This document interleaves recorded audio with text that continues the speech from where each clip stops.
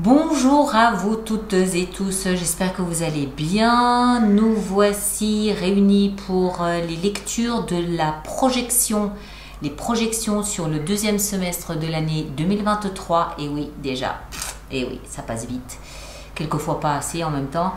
Donc voilà, ces lectures de projection du deuxième semestre 2023 ont été faites avec pour lecture principale ce magnifique jeu que j'adore, le Botticelli doré, magnifique jeu qui se présente, tenez, je vais vous en montrer une, voilà, comme ça, magnifique.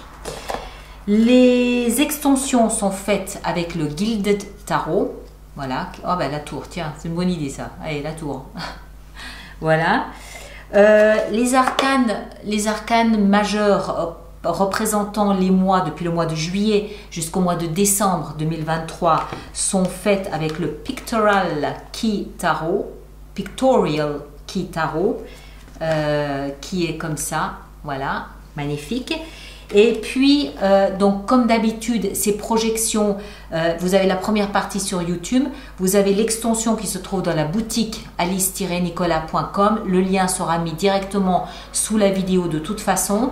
Et durant l'extension, lorsque je clôt l'extension, je vous ai encore sorti un oracle de l'amour universel ici de Tony Carmine Salerno. Magnifique jeu également.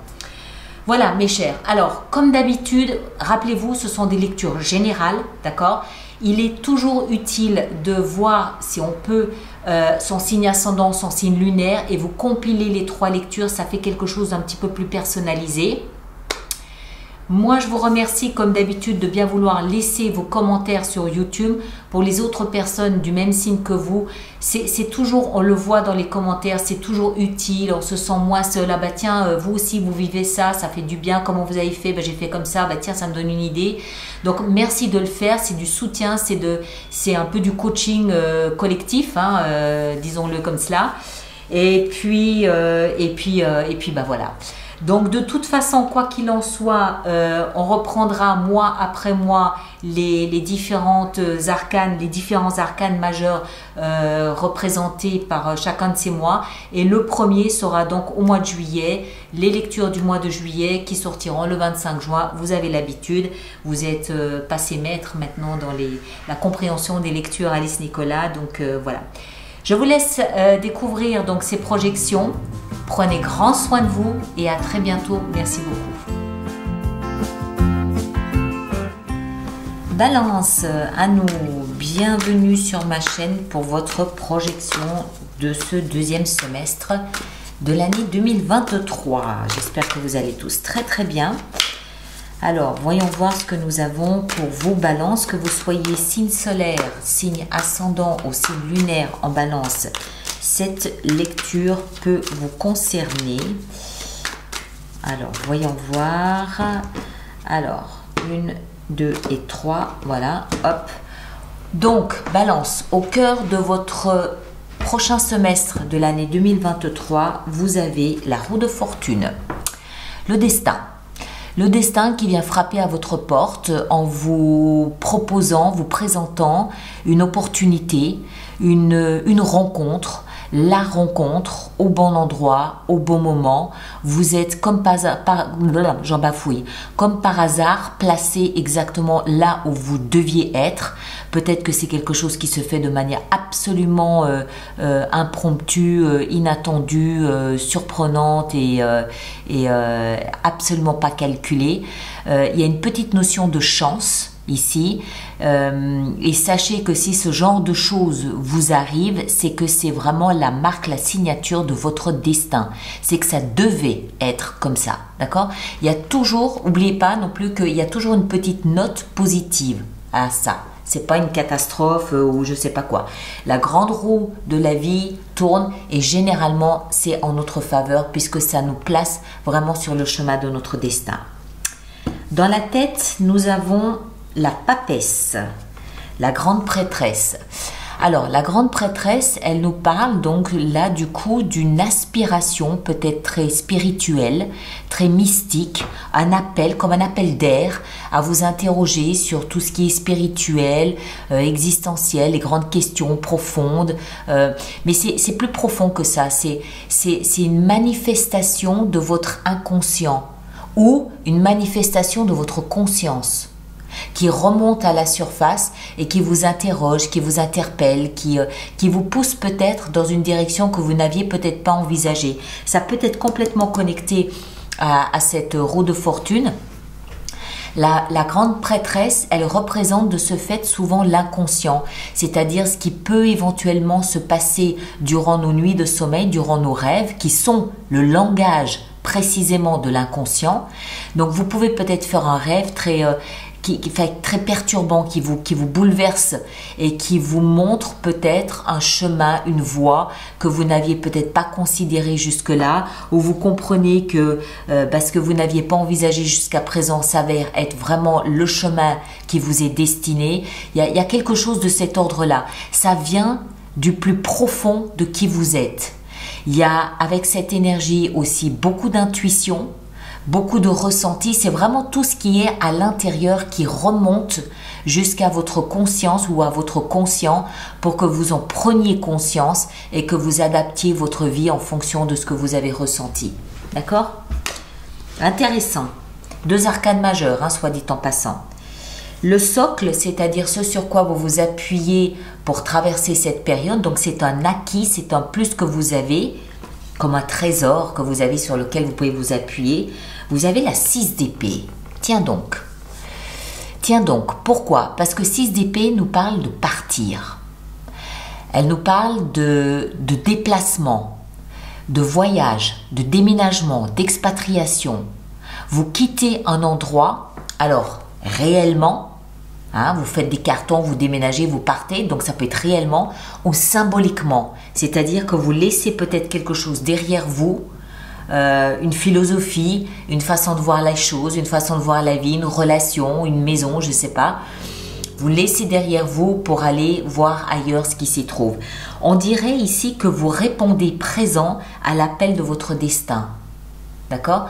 Peut-être en fait que, prenons un exemple, vous déménagez, vous partez ailleurs et là vous vous rendez compte que vous croisez des personnes qui vous correspondent parfaitement et qui vous amènent gentiment à changer de route, à changer de chemin, à changer de philosophie, par exemple. On continue. Le passé, c'est-à-dire de là d'où vous venez pour entrer dans ce deuxième semestre, on a la 3 de denier. Vous venez d'un espace où vous avez beaucoup travaillé, vous vous êtes appliqué à trouver un alignement en vous, corps, âme, esprit. Vous avez de ce fait peut-être fait beaucoup de méditation, beaucoup d'introspection, beaucoup de réflexion intérieure, ou vous avez peut-être aussi fait appel à des personnes extérieures comme un coach, un thérapeute, un médiateur, même des amis qui ont peut-être joué le rôle d'oreille bienveillante pour vous pendant un certain laps de temps. Quoi qu'il en soit, en tout cas, durant le premier semestre 2023, vous vous êtes appliqué à essayer de vous stabiliser un maximum, à trouver une forme d'équilibre, à trouver une forme vraiment de sérénité en vous, sans trop tenir compte de ce qu'il pouvait y avoir autour de vous. Et là où vraisemblablement vous allez, à la fin du deuxième semestre 2023, c'est vers le magnifique roi de coupe. Alors, vous êtes balance signe d'air, c'est-à-dire que vous, votre élément, ce sont les épées. La coupe nous parle de personnes de signe d'eau, cancer, poisson, scorpion. D'accord? La coupe, généralement, il y a un liquide à l'intérieur, donc elle nous parle de nos émotions. Le roi de coupe, de ce fait, peut être un personnage d'un signe d'eau. Ça peut aussi être quelqu'un qui a une grande influence pour vous sur le plan émotionnel. Généralement, le roi de coupe, du fait que c'est un roi, il est très mature, il est très responsable. Et comme il a son domaine de prédilection, c'est l'émotion, c'est plutôt une figure très protectrice, soutenante, une figure aimante, un peu paternaliste. D'accord? Du fait que ce soit un roi. Maintenant, donc, ça peut nous expliquer que soit vous vous dirigez vers le deuxième semestre 2023, vous vous dirigez vers quelqu'un, soit d'un signe d'eau, soit qui est très protecteur au niveau de ses émotions. Ça peut être votre père, peut-être aussi accessoirement. Soit c'est une énergie que vous prenez. Et je pencherai plutôt pour cette version-là, eu égard à ce qui se passe ici.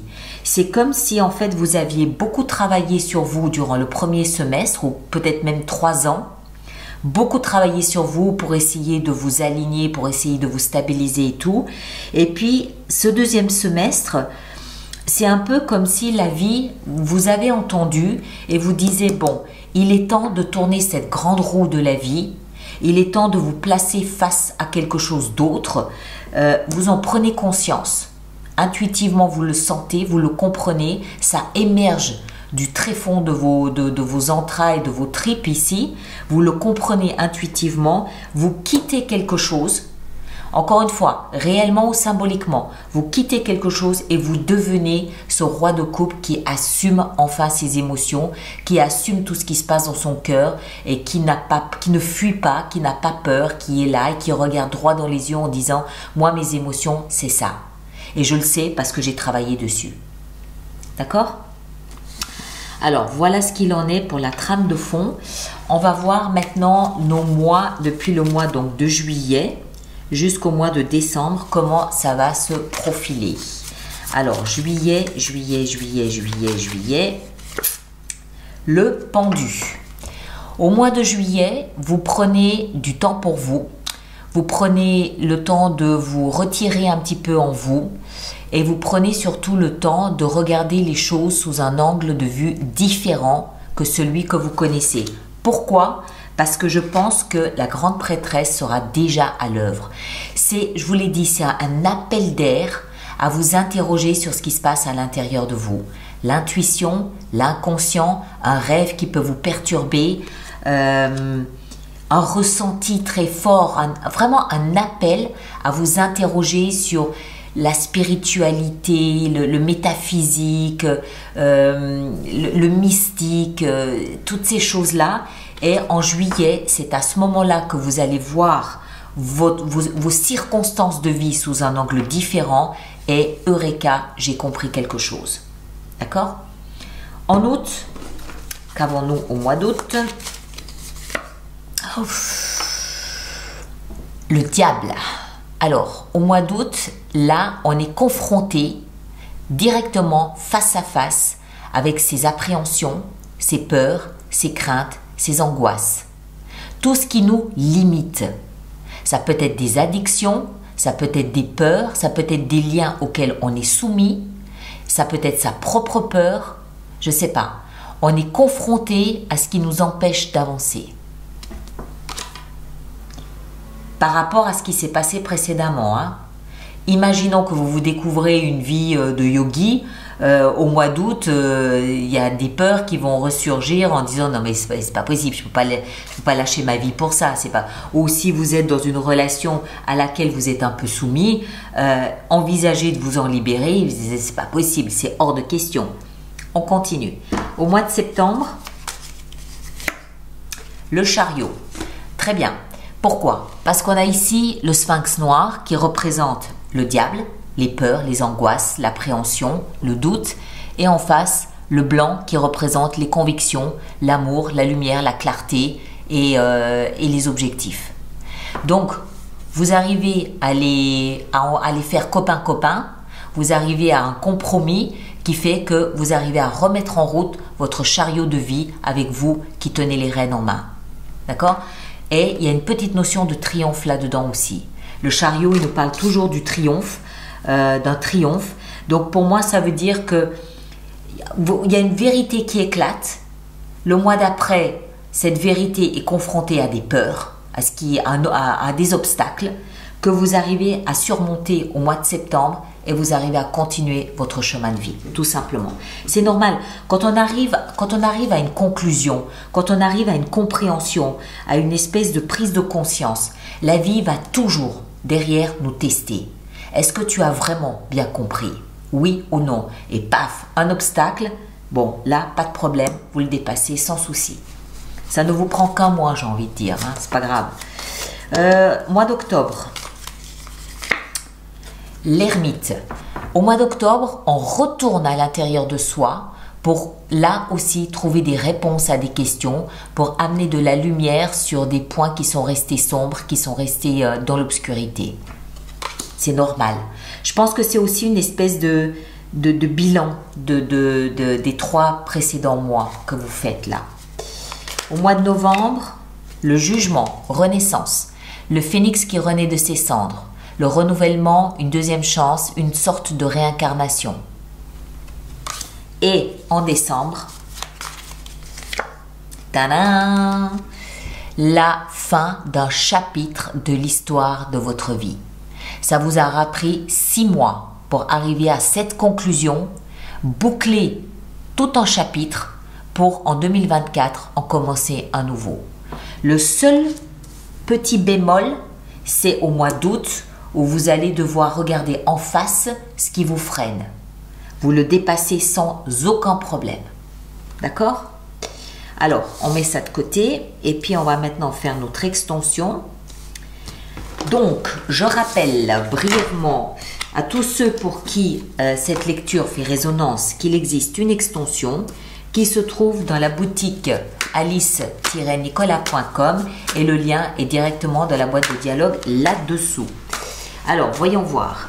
D'abord, la roue de fortune. C'est vraiment la manifestation de votre destin ce deuxième semestre.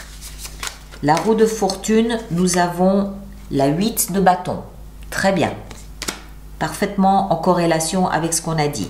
Dans la tête, la grande prêtresse, nous avons, yes, 10 de coupe. Excellent. Ici en bas, 6 d'épée. Qu'est-ce qu'on a avec ce départ? Oui, 10 de bâton. Alors, juste entre parenthèses, vous avez sur cette table, 1 fois 10, la roue de fortune. Ça venait où? Ça venait là. Vous avez dans la tête 10 de coupe, d'accord? Deuxième 10. Et dans le socle qui vous est utile pour dépasser cette période, troisième 10, 10 de bâton. Donc si ce deuxième semestre, vous n'avez pas la signature de votre destin avec tous ces renouveaux, parce que 10 c'est 1 plus 0 égale 1, renaissance, renouveau, plus l'univers, le monde, ici, moi, je ne sais plus comment je m'appelle, hein, mais pour moi, c'est vraiment la manifestation de votre destin ici, clairement. Et de là d'où vous venez ici avec la 3 de denier, nous avons le valet d'épée, ok. Et ici, dans le roi de coupe, dans là où vous allez, nous avons le chevalier de bâton. Très bien. Et là-dessous, on a le valet de bâton. Ok, très bien. Bon, mes chers, allez voir votre signe ascendant, votre signe lunaire. Vous compilez les 3 lectures. Ça vous fait une lecture plus personnalisée. D'accord? Donc, ça peut vous donner d'autres indications aussi. Ça vous donne surtout une grille de lecture plus affinée. Et puis, moi, je vous demande, s'il vous plaît, de bien vouloir laisser vos commentaires sur YouTube pour les autres personnes du signe de la balance. C'est toujours utile, c'est toujours aidant pour ces personnes-là de voir comment une autre balance traverse cette période. On se sent moins seul, on se sent compris, on comprend que ce qui nous arrive, d'autres le vivent aussi. Et ça fait toujours du bien de lire les expériences des autres. Et ceux qui me rejoignent pour l'extension, le lien est là-dessous. Sinon, on se retrouve le 25 juin pour détailler ensemble comment vous allez travailler cette énergie ici du pendu. Ok? Prenez un grand soin de vous et à très bientôt. Merci beaucoup.